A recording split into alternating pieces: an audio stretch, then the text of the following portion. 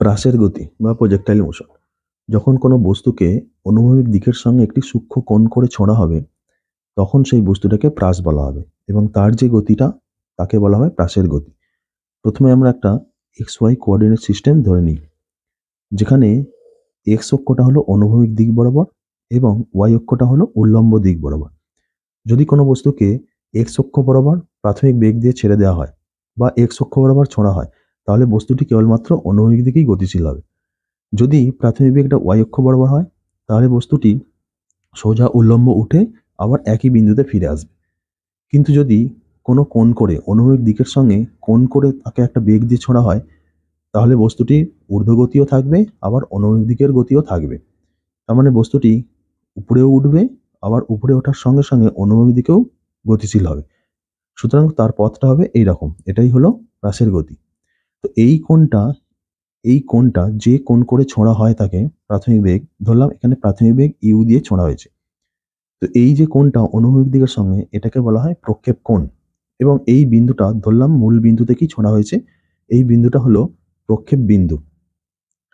তো এখানে আমরা এই যে ইউ প্রাথমিক বেগটা, এটাকে দুটো লম্ব অংশে ভেঙে নেব। এদিকে আলফা কোণ করে আছে অনুভূমিক দিকের সঙ্গে, সুতরাং এই দিকের উপাংশটা হবে ইউ কস আলফা এবং উল্লম্ব দিকের উপাংশটা হবে ইউ সাইন আলফা। এখন বস্তুটি ধরে নিলাম যে এখানে ইউ নয়, পরিবর্তে ইউ সাইন আলফা এবং ইউ কস আলফা একসঙ্গে এই দুটি বেগ দিয়ে ছোঁড়া হয়েছে। এখন ইউ কস আলফার জন্য বস্তুটা অনুভূমিক দিক বরাবর গতিশীল হবে এবং ইউ সাইন আলফার জন্য বস্তুটা ঊর্ধ্ব গতিতে উপরের দিকে গতিশীল হবে। সুতরাং সুতরাং বস্তুটির একসঙ্গে উল্লম্ব গতিও থাকবে এবং অনুভূমিক গতিও থাকবে। এরপর এখানে আমরা কয়েকটি বিষয়ের রাশিমালা নির্ণয় করব। তো যখন আমরা ঊর্ধ্বগতির কথা ভাববো, তখন প্রাথমিক বেগকে ইউ সাইন আলফা ধরে নেব, ইউ কস আলফা তখন ধরবো না। আবার যখন অনুভূমিক দিকের গতির কথা ভাববো, তখন ইউ কস আলফাকে প্রাথমিক বেগ হিসেবে ধরবো, ইউ সাইন আলফাকে ধরার তখন প্রয়োজন নেই। বস্তুটি এইভাবে যেতে যেতে এই জায়গায় যখন আসবে, অর্থাৎ এই জায়গায় তার সর্বোচ্চ উচ্চতা, মানে এই জায়গার পর আবার বস্তুটা নিচের দিকে নামতে থাকবে। সুতরাং এই নাম দিলাম এ বিন্দু, এই এ বিন্দুর উচ্চতাই হলো তার সর্বাধিক উচ্চতা। প্রথমে এই সর্বাধিক উচ্চতা রাশিমালাটা আমরা নির্ণয় করব। সর্বোচ্চ উচ্চতা বা সর্বাধিক উচ্চতা নির্ণয়ের জন্য আমরা একমাত্রিক গতির এই সূত্রটা অ্যাপ্লাই করব। ভি স্কয়ার সমান ইউ স্কয়ার মাইনাস 2gh সূত্র থেকে পাই। এখন এই যে ঊর্ধ্বগতির ক্ষেত্রে এই সূত্রটার ভিটা হলো অন্তিম বেগ। এখানে অন্তিম বেগ কত হবে না, বস্তুটি যখন এখানে এসে এ বিন্দুতে পৌঁছাবে, তখন কিন্তু তার উপরের দিকের বেগটা 0 হয়ে যাবে এবং নিচের দিকে আবার নামতে থাকবে, তারপর আবার নিচের দিকে নামতে থাকবে। সুতরাং ঊর্ধ্বগতির ক্ষেত্রে এই এ বিন্দুতে তার ঊর্ধ্বমুখী বেগ 0, অন্তিম বেগ 0। সুতরাং এটা 0 হয়ে যাবে। এটা ইউ হচ্ছে প্রাথমিক বেগ, অর্থাৎ ঊর্ধ্বগতির ক্ষেত্রে প্রাথমিক বেগ কিন্তু ইউ সাইন আলফা। সুতরাং এই ইউ এর পরিবর্তে আমরা এখানে লিখব, সূত্রে ইউ এর জায়গায় লিখব ইউ সাইন আলফা তার স্কোয়ার মাইনাস। তো এখানে মাইনাস কেন নিলাম, তার কারণ এই যে প্রাথমিক বেগ ইউ সেটা হলো উপরের দিকে এবং ঊর্ধ্বগতির ক্ষেত্রে আমরা জানি অভিকর্ষ ত্বরণ হিসাবে সে কেবলমাত্র অভিকর্ষ ত্বরণই কাজ করে। এখানে অভিকর্ষ ত্বরণকে জি দিয়ে লেখা হয়েছে, জি এর ওই মুখ কিন্তু নিচের দিকে, জি সর্বদা নিচের দিকে এবং প্রাথমিক বেগ ইউ উপরের দিকে বিপরীতমুখী। সেই জন্য এখানে মাইনাস সূত্রটি নেওয়া হয়েছে এবং এই এইচটি হচ্ছে সেই সময়ের উচ্চতা। অর্থাৎ এখানে লিখবো আমরা 2g এবং এইচ এর পরিবর্তে ক্যাপিটাল এইচ, যেহেতু এ বিন্দুতে আমরা উচ্চতাটাকে ক্যাপিটাল এইচ ধরে নিয়েছি। এখান থেকে আমরা লিখতে পারি 2gh সমান u square sine square alpha বা এইচ সমান u square sine square alpha by 2g। এটাই হয়ে গেল আমার সর্বাধিক উচ্চতা, অর্থাৎ এ বিন্দুর উচ্চতা। এরপর নির্ণয় করব সর্বাধিক উচ্চতা আরোহণের সময়, অর্থাৎ এই যে এ বিন্দুতে পৌঁছালো, এ বিন্দুতে পৌঁছাতে তার কতটা সময় লাগবে। তো এক্ষেত্রে আমরা ভি সমান ইউ মাইনাস জিটি, অর্থাৎ বেগ এবং সময়ের যে সম্পর্ক, সেই সম্পর্ক থেকে বার করব। এই সূত্র থেকে পাই আচ্ছা, এখানেও তাই আমরা মাইনাস সূত্রটি ব্যবহার করেছি, এখানে মাইনাস বসিয়েছি, তার কারণ ইউ এর অভিমুখ, প্রাথমিক বেগের অভিমুখ উপরের দিকে এবং জি এর অভিমুখ নিচের দিকে। একইভাবে এখানেও তাই এ বিন্দুতে যখন পৌঁছাবে তখন ভি এর মান অর্থাৎ ঊর্ধ্বমুখে বেগের মান কিন্তু 0 হবে।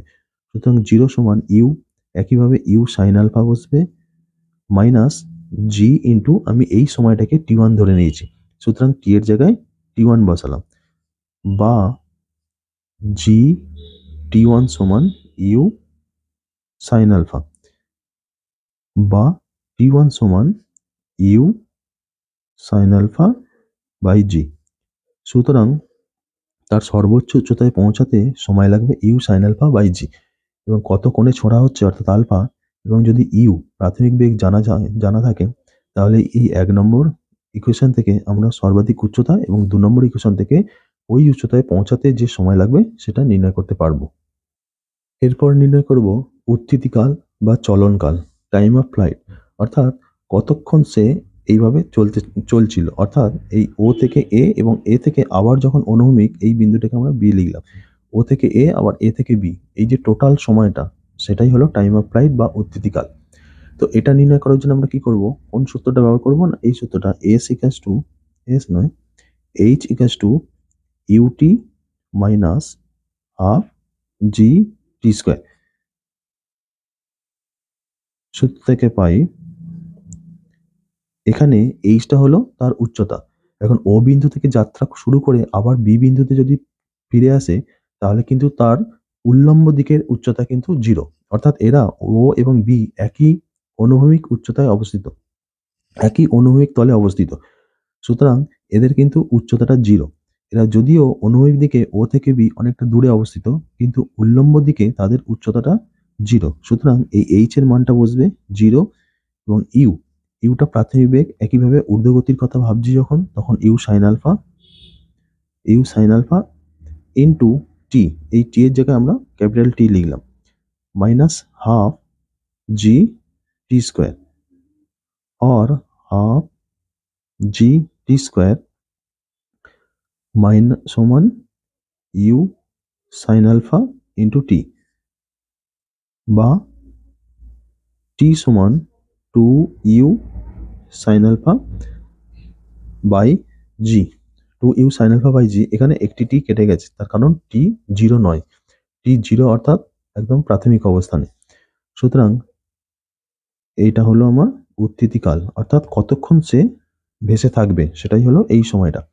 এই যে 3 নম্বর ইকুয়েশন এবং 2 নম্বর ইকুয়েশনতে দেখা যাচ্ছে টি1 সমান ইউ সাইন আলফা বাই জি এবং টি সমান 2u সাইন আলফা বাই জি, অর্থাৎ টি সমান 2t1, টি1 এর দ্বিগুণ হলো টি। তার মানে যে বস্তুটা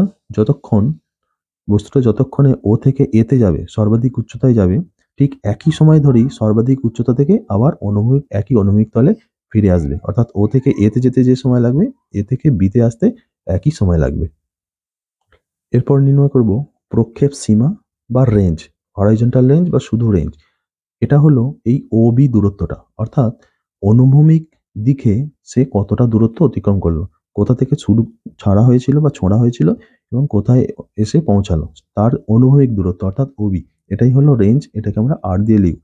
তো এই রেঞ্জটা বার করার সময় আমরা কোন সূত্র অ্যাপ্লাই করব, আমরা অ্যাপ্লাই করব s equals to vt, s equals to vt সূত্র। তার কারণ তার কারণ এই সূত্রটা তখনই অ্যাপ্লাই করি যখন কোনো ত্বরণ থাকে না। এখানে কিন্তু অনুভূমিক দিকে বস্তুটার কোনো ত্বরণ নেই, বস্তুটার ত্বরণ কেবলমাত্র ঊর্ধ্বগতির ক্ষেত্রে, কিন্তু অনুভূমিক দিকে তার কোনো ত্বরণ নেই। সুতরাং ত্বরণহীন ইকুয়েশন এস ইকাস টু ভিটি সূত্রটা আমরা অ্যাপ্লাই করব। এখানে এস হলো ওই যে দূরত্বটা ও বি, সুতরাং এটাকে আমরা আর দিয়ে লিখেছি, আর ভি এই বেগটা হলো তার অনুভূমিক দিকের বেগ, অর্থাৎ অনুভূমিক দিকের বেগ কিন্তু আমার ইউ কস আলফা। সুতরাং সুতরাং ভি এর জায়গায় লিখব ইউ কস আলফা, এবং এই টিটা হলো কতক্ষণ ধরে সে অনুভূমিক দিকে গেছে, না যতক্ষণ সে উপরে ভেসেছিল, অর্থাৎ তার উত্থিতিকাল। এই টাইম টিটা কিন্তু তার উত্থিতিকাল টি এর সঙ্গে সমান হবে। তাহলে লিখি আমরা 2u sine alpha by g সমান u square by g two sine alpha cos alpha, two sine alpha cos alpha বা আর সমান ইউ স্কোয়ার, এখানে two sine alpha cos alpha, এটাকে আমরা একেবারে লিখতে পারি সাইন টু আলফা, কারণ সাইন টু আলফা সমান two sine alpha cos alpha by g. তাহলে এইটা হয়ে গেল আমার রেঞ্জ আর ফর্মুলা। অর্থাৎ আলফা এবং ইউ জানা থাকলে সে কত দূরে গিয়ে পড়বে, অনুভূমিক তলে কত দূরে গিয়ে পড়বে, এই 4 নম্বর ইকুয়েশন থেকে সেটা নির্ণয় করতে পারবো। এখান থেকে দেখতে পাচ্ছি যে এই যে ইউ, অর্থাৎ আমি যদি একটা নির্দিষ্ট বেগ নিয়ে ছুঁড়ি তাহলে সেটা কত কোণে ছুঁড়ছি তার উপর নির্ভর করবে রেঞ্জটা কতটা হবে। অর্থাৎ ইউ কনস্ট্যান্ট করে আলফা যদি পরিবর্তন করি তাহলে দেখতে পাচ্ছি একটা সময় যে সাইন টু আলফা এর সর্বাধিক মান হয় 1, অর্থাৎ যখন সাইন টু আলফা সমান 1 হবে তখন আরটা সর্বাধিক হবে। অর্থাৎ অর্থাৎ আর সর্বাধিক হবে যখন সাইন টু আলফা সমান 1 হবে, টু আলফা সমান 1 সমান সাইন 1 সাইন 90 সাইন 1 হয় 1 হবে। অতএব টু আলফা সমান 90 ডিগ্রি হবে বা আলফা সমান 45 ডিগ্রি হবে। অর্থাৎ অনুভূমিক দিকের সঙ্গে যদি 45 ডিগ্রি কোণ করে ছোড়া যায় তখন এই রেঞ্জের মানটা ম্যাক্সিমাম হবে এবং সেই আর ম্যাক্স অর্থাৎ ম্যাক্সিমাম বা সর্বাধিক রেঞ্জের মানটা হবে আর ম্যাক্স সমান ইউ স্কোয়ার বাই 2g, কারণ ইউ স্কোয়ার বাই জি, কারণ সাইন টু আলফা সমান 1, তাহলে আর ম্যাক্স সমান ইউ স্কোয়ার বাই জি। এবার আমরা সঞ্চার পথ নির্ণয় করব, অর্থাৎ তার যে পথটা, বস্তুটার যে পথটা, এই পথটা, সেই পথটার আকারটা কেমন, বৃত্তাকার কি অধিবৃত্তাকার বা অন্য কিছু, সেটা আমরা নির্ণয় করব। নির্ণয় করার জন্য আমরা এই পথের যে কোনো একটা বিন্দু নিলাম, এই বিন্দুটা ধরলাম পি এবং এর স্থানাঙ্ক ধরলাম এক্স ওয়াই। অর্থাৎ এই বিন্দুতে তার স্থানাঙ্ক এক্স ওয়াই এর অর্থ হলো এখান থেকে যদি আমরা একটা লম্ব অঙ্কন করি তাহলে এই যে অনুভূমিক দূরত্ব, এই দূরত্বটা হবে এক্স এবং এই যে উল্লম্ব দূরত্ব, এই দূরত্বটা হবে ওয়াই।